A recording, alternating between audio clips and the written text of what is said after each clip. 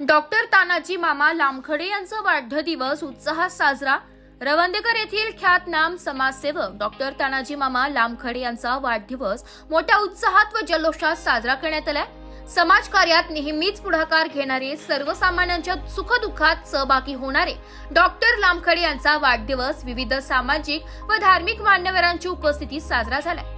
या प्रसंगी दिंडोरी प्रणित श्री स्वामी समर्थ केंद्राचे प्रमुख श्री गुरु माऊली अण्णासाहेब मोरे, सम्यक धाम चॅरिटेबल ट्रस्टच्या संस्थापक अध्यक्षा गुरुवर्य डॉक्टर राखीताई मोरे, कुंभारी येथील श्री स्वामी राघवेश्वर नंदगिरी महाराज, कोपरगाव पेठ येथील राष्ट्रसंत श्री जनार्दन स्वामी महाराज समाधी स्थळाचे मठाधिपती महंत श्री रमेश गिरीजी महाराज, तसेच वणी येथील देवी भक्त हरिभक्त परायण श्री अजय नंद सरस्वती महाराज यांनी डॉक्टर तानाजी मामा लामखडे यांना शुभ आशीर्वाद दिले।